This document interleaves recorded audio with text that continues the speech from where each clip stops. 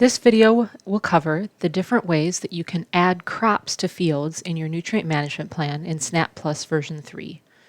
It will cover how to add crops on the management page in the field view. On this example field, you can see that I have 5 crops added from 2023 to 2027.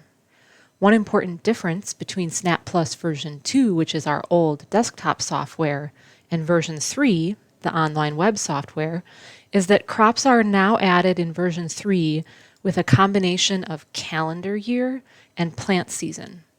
This is an important distinction because in SnapPlus version 2, crops were always added by crop year. And when you wanted to plant something like a cover crop, or you had a fall planted crop like winter wheat, you were often relying on double crops in order to create realistic rotations. In this video, I will go through how to add different types of crops to your plan and cover some of the most commonly asked questions about adding crops in SnapPlus version 3.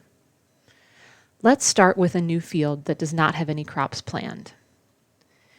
The first step when planning a crop is to select the calendar year in question. We'll start with 2025. Next, we need to select a plant season. There are 5 options. They include established, April, May, June, midsummer, and late summer fall. This always refers to the timing of when the crop that you are selecting is planted. We'll talk about how nutrient application timing is handled in a later video. In this first example, let's imagine that I'm planting corn for grain. I'll select a plant season of April, May, and then select my crop dropdown. I have a short list of crops in my dropdown based on what I had selected back on the Farm and Crops page. If I'd like to add a crop that I don't see on my list, I can always click this button which says Add Missing Crop and access a list of any of the crops that are available to add to my plan. Here, let's imagine that I would also like to add a corn grain with 18-inch rows and a corn grain baled stalks to have them available to select. Once we select our crop, we also have to select a yield goal and the tillage type. Note that not all tillage types are available for all crops. When we're ready to add our next crop, we can use the New Crop button.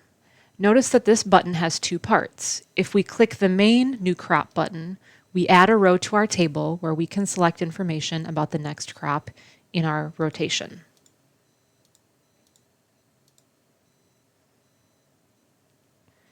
Another helpful option to know is that there are other ways to add crops available in this drop-down menu shown with this triangle symbol.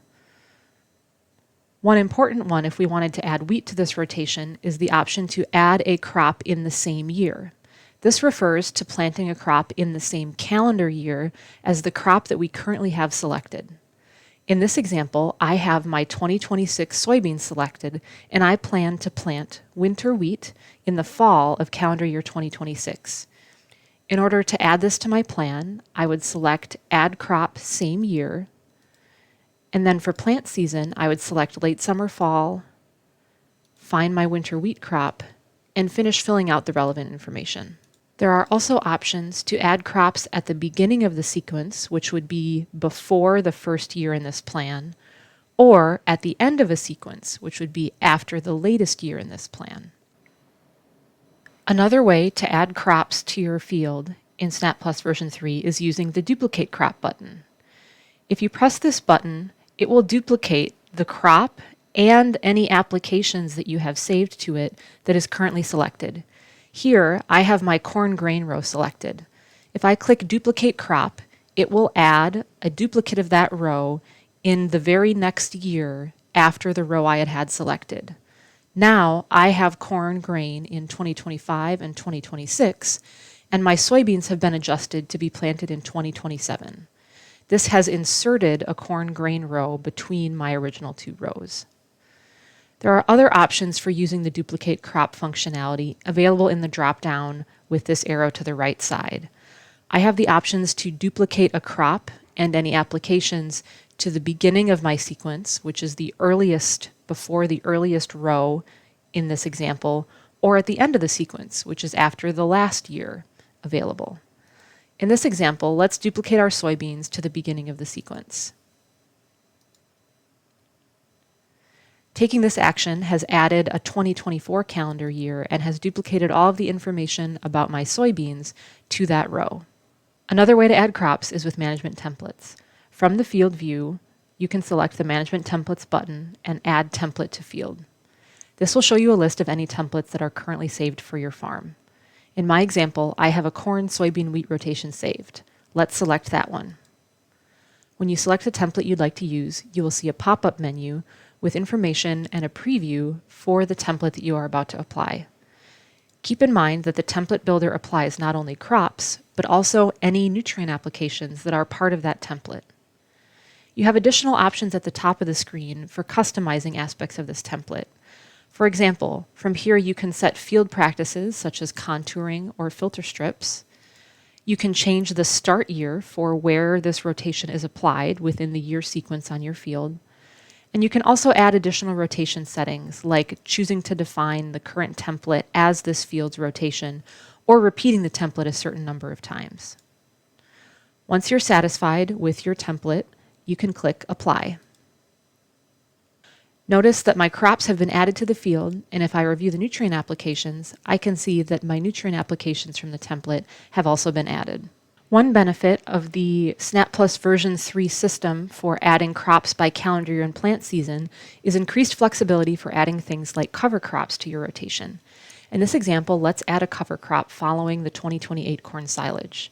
First, I select my 2028 corn silage row, so it's highlighted blue. Then I click the arrow next to New Crop and select Add Crop, Same Year.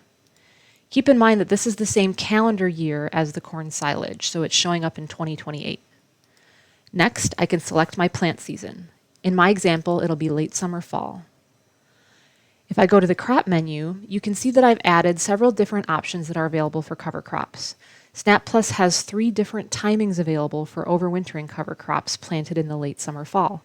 Those are August, September, and October. There's also an option for an annual cover crop, which would be one that winter kills, and that's available here as cover crop annual, not harvested. Let's select a September planted overwintering cover crop. A good example of something like this would be winter rye. Note that cover crops in SnapPlus always receive a 0 yield because they are not harvested. If this crop is being harvested, consider marking a forage crop and selecting the appropriate yield. Next, select your tillage option. Once you've selected the tillage, your cover crop will save in the sequence and you can continue planting. SnapPlus has cover crops available in the late summer fall season and also in the midsummer season. Let's go through an example of cover crops planted in the midsummer. We can add a cover crop planted in the midsummer following the harvest of these peas by selecting the arrow next to New Crop, Add Crop Same Year, and then selecting the midsummer season and cover crop annual, not harvested. One crop that we've gotten some questions about is fall seeded alfalfa. Let's go through an example of how to add that to SnapPlus version 3. Starting in calendar year 2025, we can select the late summer fall plant season and then select alfalfa late seed from the crop list. Before we continue to select the yield and tillage, notice what happened in the calendar year column. We see calendar year 2025 in the fall, that's when the alfalfa is planted, but we also see 2026 in this row because this row represents the planting of the late alfalfa and that first year of growth and cuts that's happening in calendar year 2026. When we finish filling out this row, it will save showing both the 2025 and 2026 years. That means that the next year that we need to add is 2027 as an established alfalfa. We can click New Crop and then 2027 established alfalfa and continue filling out information about this stand. An easy way to continue this, if the alfalfa will remain on the field for several years, is to use the Duplicate Crop button. This will duplicate the details for the established alfalfa for as many years as you need to.